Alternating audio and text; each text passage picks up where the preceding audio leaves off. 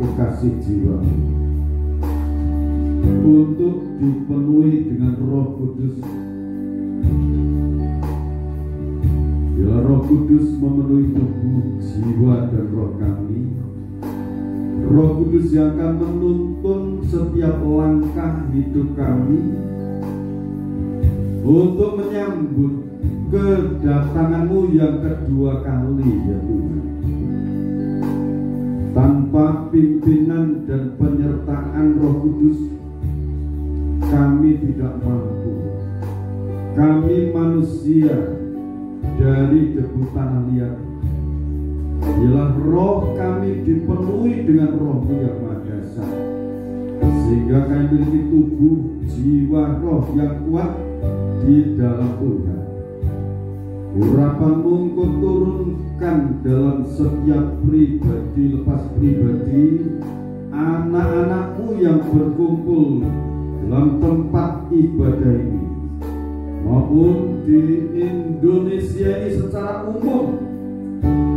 Lawatan-Mu terjadi untuk bangsa kami.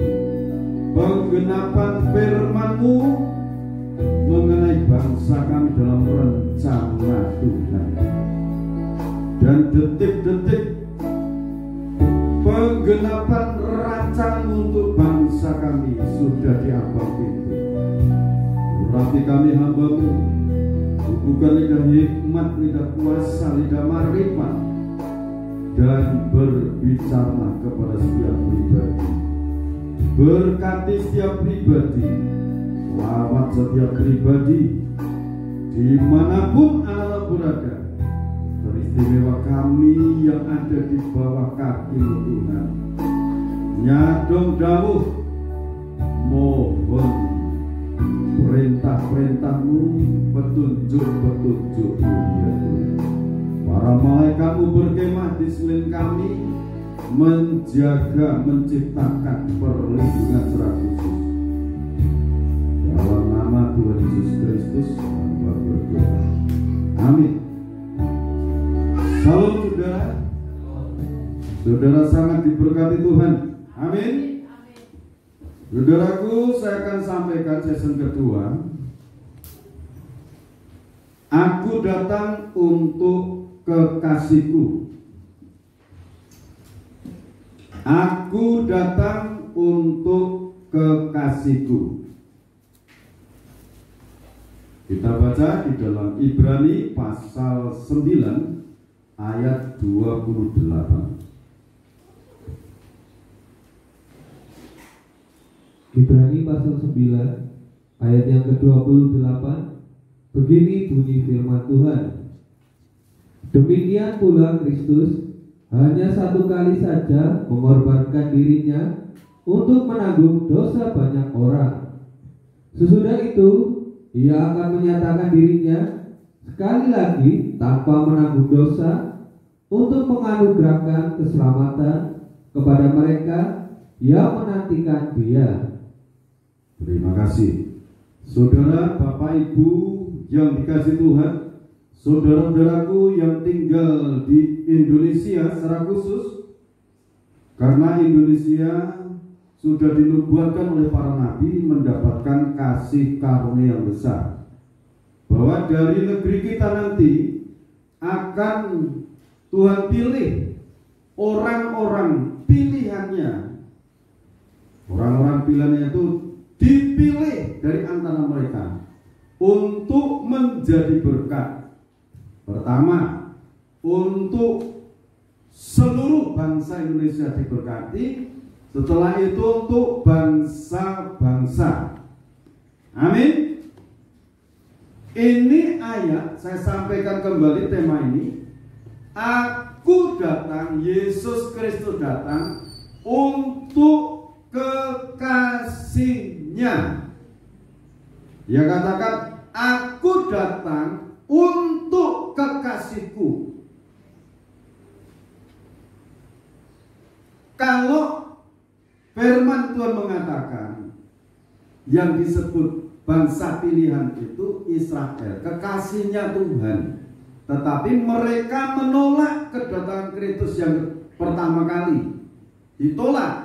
Penolakan mereka menjadi berkat untuk kita, menjadi suatu berkah damai sejahtera yang kita terima di dalam Kristus.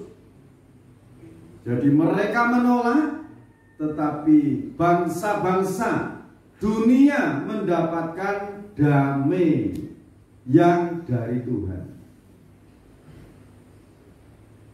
Ayat berikutnya dalam Roma pasal 11 itu, kekurangan mereka merupakan kemuliaan bagi kita.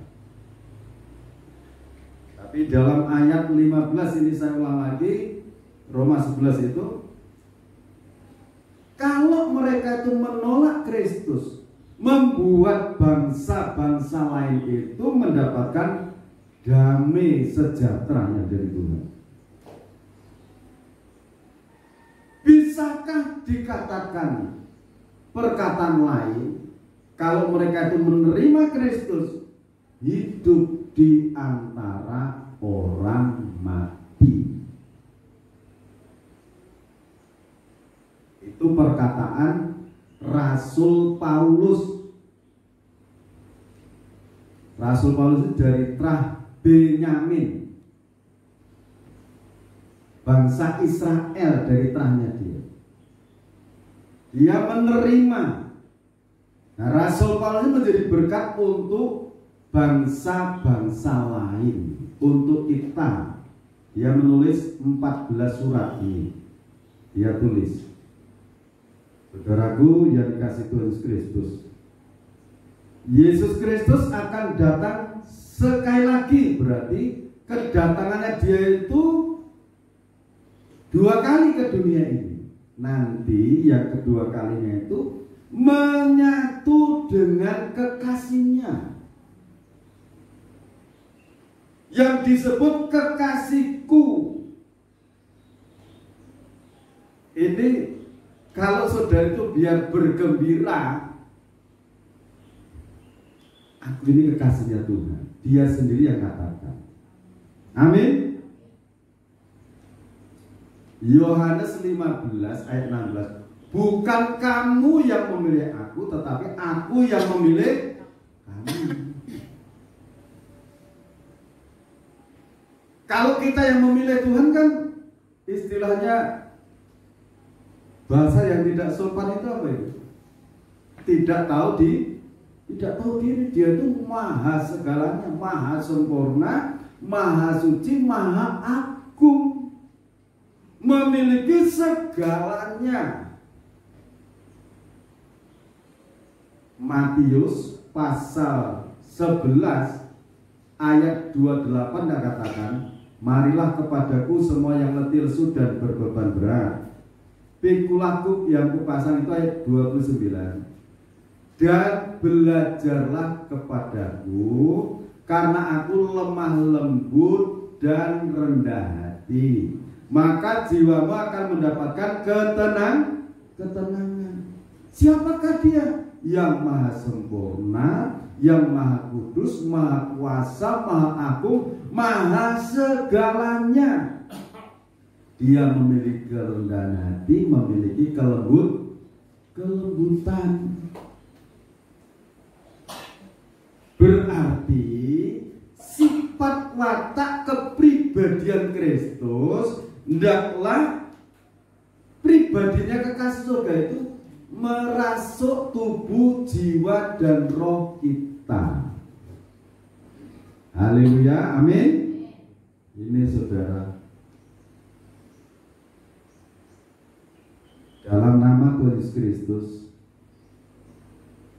kalau sudah waktunya Tuhan saudara dipercaya baik berkat rohani maupun berkat jasmani, milikilah kepribadian Kristus. Dia itu lemah lembut dan rendah hati. Amin. Jangan sampai saudara nanti dengan sesama Kristen sewenang-wenang, dengan sesama hamba Tuhan, sesama imam-imam yang di luar, saudara jangan sewenang-wenang. Harus memiliki kelembutan dan rendah hati. Ini pesannya kekasih surga. Kalau sudah nanti dipercaya memiliki tempat perusahaan besar, tidak ada mustahil bagi Tuhan saudara. Pengusaha besar, bosnya bingung, jaluk tolong, saudara tulungi. Lewat doa saudara, lewat saudara memperkatakan kuasa darah Yesus Kristus, Tuhan yang Maha Kuasa, hancurkan iblis. Iblis mundur dan orang itu terselamatkan, orang mendapatkan ketenangan. Saudara dipercaya untuk mengelola perusahaan besar itu.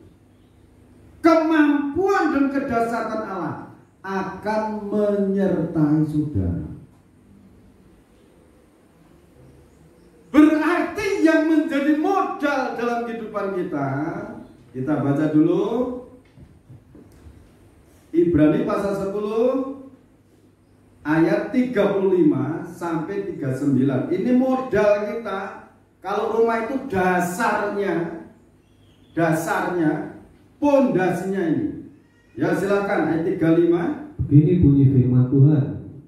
Sebab itu janganlah kamu melepaskan kepercayaanmu, karena besar upah yang menantinya. Sebab kamu memerlukan ketekunan, supaya sesudah kamu melakukan kehendak Allah, kamu memperoleh apa yang dijanjikan itu. Ya, terus? Sebab sedikit, bahkan sangat sedikit waktu lagi, dan Ia yang akan datang sudah akan datang tanpa menangguhkan kedatangannya. Tetapi orangku yang benar akan hidup oleh iman, dan apabila ia mengundurkan diri, maka aku tidak berkenan kepadanya. Tetapi kita bukanlah orang-orang yang mengundurkan diri dan binasa, tetapi orang-orang yang percaya dan yang beroleh hidup. Terima kasih. Saudara, ini yang pertama yang menjadi pondasi dalam hidup kita. Janganlah melepaskan kepercayaanmu, sebab upah yang besar itu menanti. Satu ya, nomor satu ini, saudara ingat. Ini pesan kekasih surgawi. jangan melepaskan kepercayaanmu, imanmu, keyakinanmu kepada kuasa Paskah. Amin. Kalau saudara, kita semua tidak melepaskan kepercayaan terhadap kuasa Paskah,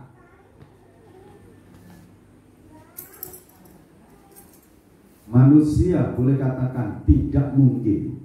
Tetapi dalam Lukas pasal 1 ayat 37 katakan, saudara baca ini di banner ini, bagi Allah tidak ada yang mustahil. Dasarnya ini, kuasa Paskah jangan sampai dilepaskan.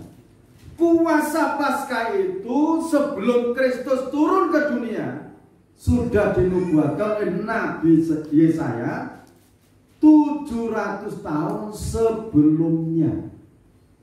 Itu Yesaya pasal 53 ayat 1 sampai 12. Kesengsaraanmu, kesesakanmu, sakit penyakitmu, penderitaanmu, keburukanmu itu telah ditanggung Kristus di bukit Golgota. Bagaimana untuk menerapkan dalam hidup ini? 1 Yohanes pasal 1 ayat 9. Karena dalam pergumulan hambanya yang mulai tempat ini dapat jawaban ayat ini supaya kita ini tahu bagaimana ngerti kalau dosa kita sudah diampuni. Ini saudara, ayat ini saudara baca 1 Yohanes pasal 1 ayat 9. Begini bunyi firman Tuhan, jika kita mengaku dosa kita, maka Ia adalah setia dan adil. Allah Tuhan yang Maha Kuasa itu setia dan adil. Ya, terus sehingga Ia akan mengampuni segala dosa kita dan menyucikan kita dari segala kejahatan. Amin, saudara. Ini caranya untuk mengaplikasikan, menerapkan, memanfaatkan kuasa Paskah, menyebut kuasa darah Yesus Kristus. Kalau season pertama dikatakan di dalam kuasa darah Yesus Kristus ada kehidupan. Ada kuasa yang besar, ada Roh Kudus. Jadi kalau orang itu memperkatakan kuasa darah Yesus Kristus, Tuhan yang Maha Kuasa, ampuni dosaku ini. Nah, kalau dikatakan dosaku ini, berarti yang tahu detailnya itu pribadi dengan Tuhan. Amin. Bukan berarti yang saudara akui, misalnya pagi ini ada perkataan yang salah terhadap sesama, saudara akui, tadi aku salah kata Tuhan seperti ini, ampuni. Dalam minta ampun itu bukan berarti kalau sekarang ini umurnya sudah 50 atau 60, saudara menyesali dosa 60 tahun yang lalu.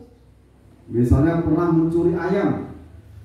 Saya pernah mencuri ayam waktu itu. Lah, itu kan sudah dihapus. Amin.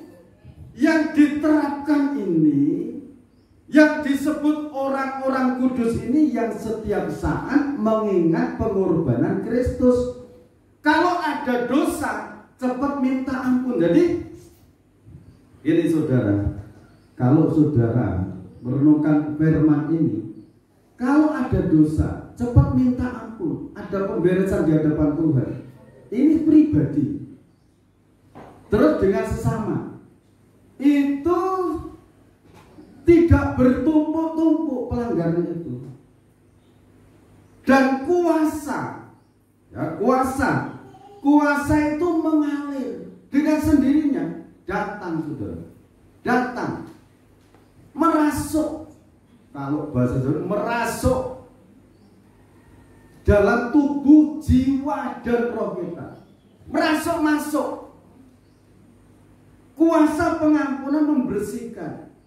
Nah, kalau sudah dibersihkan, mengalami pendamaian, berdamai dengan Bapa surgawi, tidak ada sekat lagi.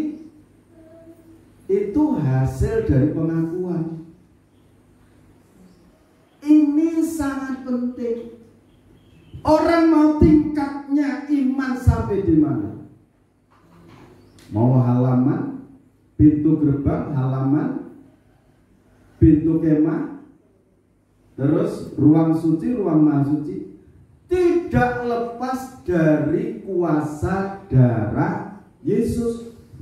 Di depan tabut perjanjian itu ada 7 percikan darah. Di atas tabut perjanjian ada 7 percikan darah.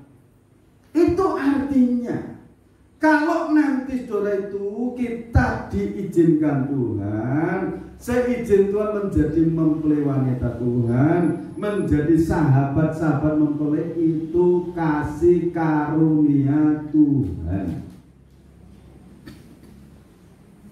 Amin. 7 sidang jemaat dalam kitab Wahyu, tidak ada yang sempurna, saudara. Philadelphia juga di sana ditantang, kalau kamu tidak setia, nanti kemuliaan akan direbut yang lain. Jadi sekali lagi, dasar yang Tuhan taruh, belajar pada Tuhan Yesus Kristus. Tuhan Yesus Kristus memiliki segala sesuatu. Dia itu lemah lembut dan rendah hati. Amin. Baik dengan sesama sudah Kristen, percaya pada kuasa darah Yesus, maupun dengan orang-orang yang belum percaya pada Kristus, kelembutan hati dan kerendahan hati perlu diterapkan dalam hidup. Ini yang disebut kekasihnya Tuhan. Nah, kalau sudah memiliki sedemikian, maju lagi loh. Ibrani 10 ayat 19. Setelah dipercik dengan darah Kristus, kuasa itu mengalir. Saudara diberikan keberanian menghadap kepada Allah, diberikan keberanian menghadapi segala situasi, kondisi apapun. Coba ayat itu dibaca dulu, ayat 9. Ibrani 19 ayat 19. Ibrani 10 ayat 19. Begini bunyi firman Tuhan, ketekunan. Jadi saudara-saudara, oleh darah Yesus kita sekarang penuh keberanian dapat masuk ke dalam tempat kudus. Ya, terus? Karena Ia telah membuka jalan yang baru dan yang hidup bagi kita melalui tabir, yaitu dirinya sendiri. Tuhan Yesus berbicara, akulah jalan kebenaran dan hidup. Jalan keselamatan, jalan rezeki, Tuhan membukakan. Dengan Dia membuka tirai, dengan Dia membuka tingkat-tingkat langit, pintu surga terbuka untuk kita. Jalan ini baru, jalan ini hidup, bukan jalan yang mati. Jalan berkah, jalan pertolongan. Ini hidup. Yang menghidupkan siapa? Roma 10, Roma 8 ayat 11, Mas saya. Roma 8 ayat yang ke-11. Ini bunyi firman Tuhan. Iya, terus? Dan jika roh Dia yang telah membangkitkan Yesus dari antara orang mati diam di dalam kamu, maka Ia yang telah membangkitkan Kristus Yesus dari antara orang mati akan juga menghidupkan tubuhmu yang fana itu oleh Roh-Nya yang diam di dalam kamu. Jadi Roh Kudus yang telah membangkitkan tubuh Kristus itu masuk dalam pribadi orang yang memperkatakan kuasa darah Yesus itu, Tuhan yang Maha Kuasa, ampuni dosa-dosaku. Dia masuk ke tempat yang bersih. Roh Kudus masuk di hati yang bersih. Bersih karena diampuni dosanya, dilepaskan dari segala dosa-dosa. Roh Kudus masuk, menghidupkan tubuhmu yang fana, menghidupkan usahamu yang fana. Masalah usaha, perkara dunia itu fana, itu dihidupkan. Haleluya, amin. Dihidupkan jalan yang hidup baru dan hidup. Dalam usaha, dalam pekerjaan, yakin saudara, Tuhan menghidupkan jiwa dan roh. Tubuh, jiwa dan roh. Tubuh memerlukan kebutuhan-kebutuhan jasmani, itu dihidupkan. Pemeliharaan dari Tuhan. Saudara yang didengarkan firman Tuhan, jangan mendengarkan berita-berita yang sumbang di luar. Itu berita-berita dari luar memang sumbang, kondisi politik dan sebagainya. Kalau saudara mengikuti berita firman, saudara semakin dibangun, semakin diperhatikan oleh kekasih surgawi. Amin. Semakin diberikan kepercayaan. Yang penting ini tadi, kebenaran firman diterapkan. Di saat bangsa pilihan itu keluar dari Mesir, dari perbudakan, dia menghadapi jalan buntu. Depannya laut, belakang musuh yang akan membunuh. Tetapi Tuhan membukakan jalan. Laut itu dibelah menjadi jalan. Haleluya. Luar biasa, saudara. Itu kekasih surgawi, saudara. Kalau menghadapi jalan buntu, seperti Musa berteriak minta tolong, Tuhan membuka jalan. Bangsa pilihan itu sampai di seberang, berjalan menuju tanah perjanjian. Mereka menghadapi kekeringan. Tuhan mengadakan air di situ. Mata air terjadi sampai sekarang ini. Demi siapa? Demi yang dikasihi. Saudara dikasih Tuhan. Di saat menghadapi jalan buntu, di saat saudara menghadapi kekeringan, Dia itu yang akan mengadakan. Haleluya. Sebab itu kan ada pujian katakan, Kau bukakan jalan di lautan. Siapa yang bisa? Itu ada jembatan panjang antara Jawa Timur dengan Madura. Itu kan jembatan di atas air. Kalau ini dibelah laut itu kuasa kekasih jiwa Tuhan. Amin. Kita nyanyikan pujian ini. Kau bukakan jalan di lautan. Firman jadi berkat untuk saudara semua, untuk kita, untuk bangsa negara Indonesia.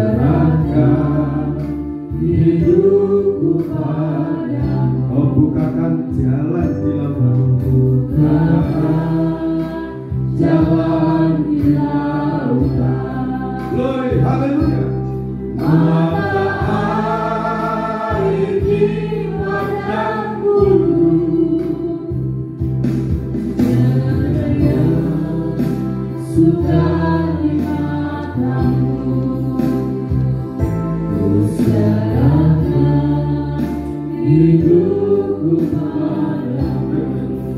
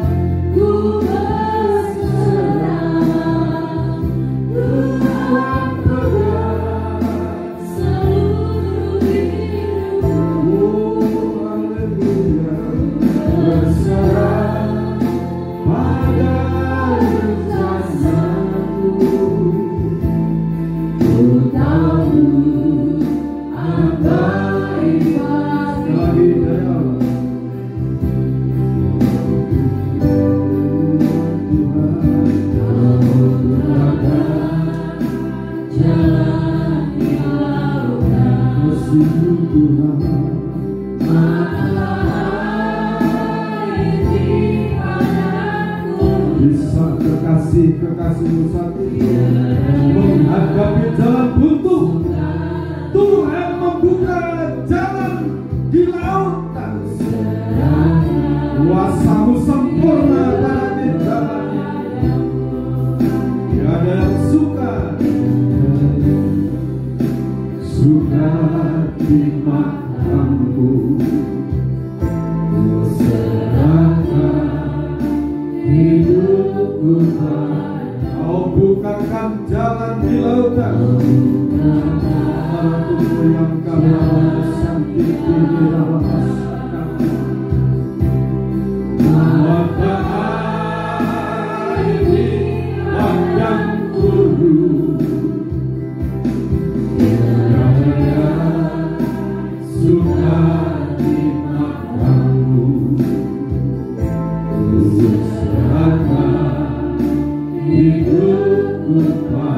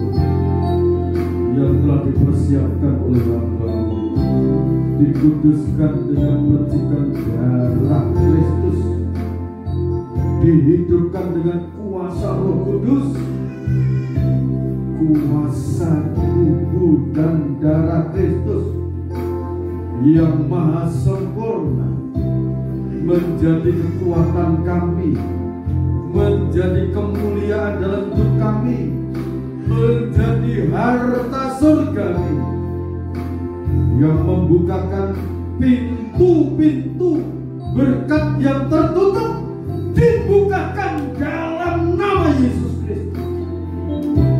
Berkat rohani, berkat jasmani dicurahkan dalam hidup kami.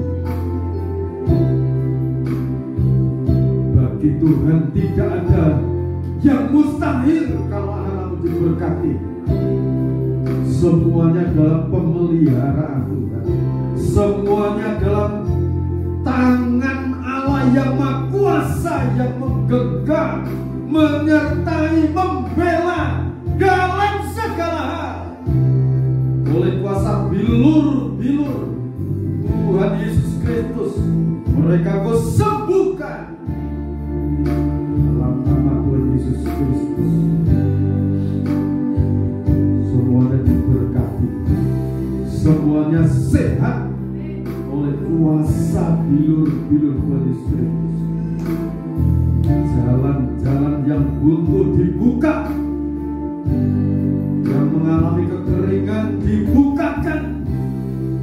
Anugerah berkat-berkat dicurahkan, mengalir pemeliharaan Allah Tuhan. Terima kasih Bapak Surgawi. Tuhan Imam yang akan melayani dengan kuasa-Mu, sertai dengan kuasa Roh Kudus. Dalam nama Yesus Kristus, hamba berdoa. Kau bukakan jalan-jalan Yesus Kristus. Kita angkat puji Tuhan. Maha sempurna, Maha kudus. Terima kasih, terima kasih, terima kasih, terima kasih, terima kasih.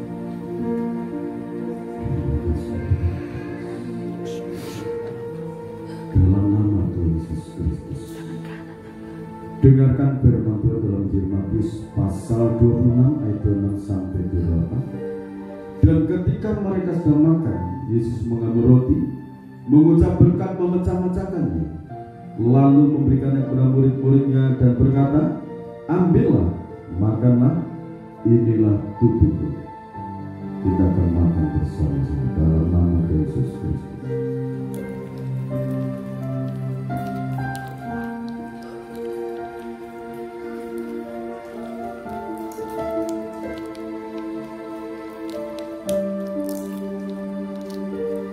Kita angkat sama dengan yang berisi tetes darah Tuhan. Sesudah itu ia mengambil jamu, mengucap syukur, lalu memberikannya kepada mereka dan berkata, minumlah kamu semua dari cara ini, sebab inilah darahku, darah perjanjian yang ditumpahkan kepada orang untuk pengampunan dosa. Kita akan minum bersama-sama di dalam nama Tuhan Yesus Kristus.